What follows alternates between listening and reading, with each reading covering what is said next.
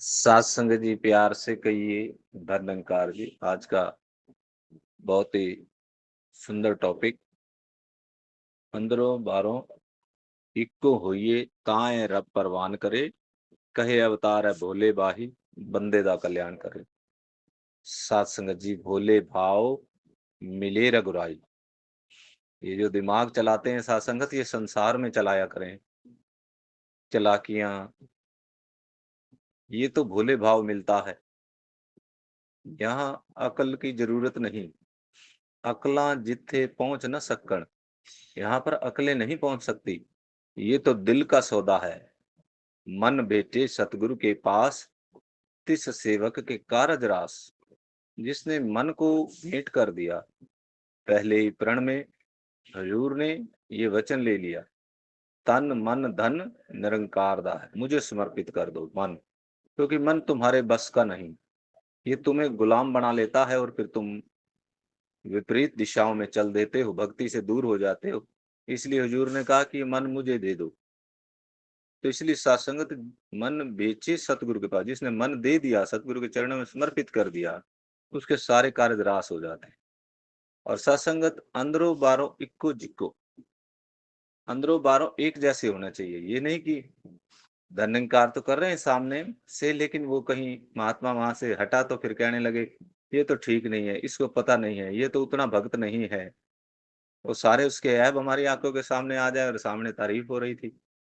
तो मन से रिश्ता रखें सबसे, और मन से तारीफ करें, मन से जुड़े, प्रभु से भी मन से जुड़े साथ संगत जी।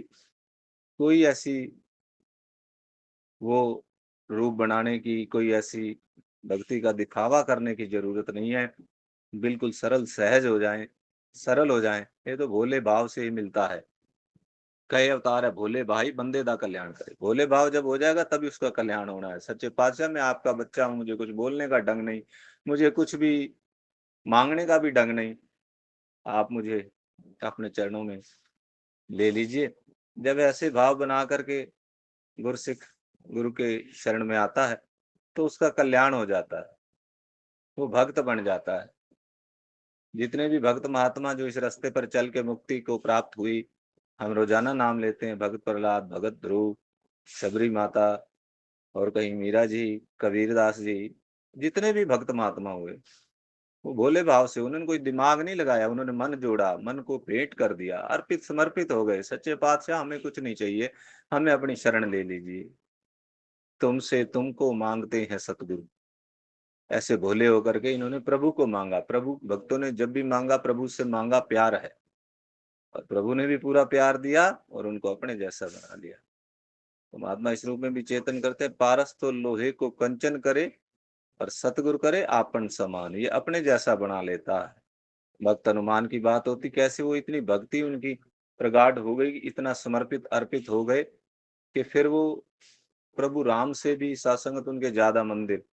तो भक्त ऐसी ऊंची अवस्था में पहुंचता है कि सतगुरु उसे अपने जैसा बना लेता है। बशर्ते उसे भोला होना है, और अंदर बाहर से जो जो हुक्म आ रहे हैं सतवचनी होना है, करके मान लेना है।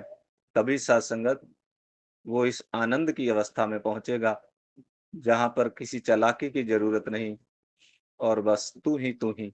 ये मैं से शुरू हुआ सफर फिर तू पर जाकर खत्म होता है। जब मैं तू के अंदर विलीन हो जाती है, तो आओ सत्संगत, भक्ति नाम समर्पण का इसमें शर्तें मंजूर नहीं कि मेरा कोई ये काम होगा तब मैं सत्संग जाऊंगा, मेरा ये काम होगा तब मैं आपकी शरण आऊंगा। ये तो समर्पित होना है, अर्पित समर्पित होना है। शक्कर पानी में घुल जाती है, उसका अपना, फिर उसको हम अलग नहीं कर सकते, वो दिखाई नहीं देती फिर उसमें।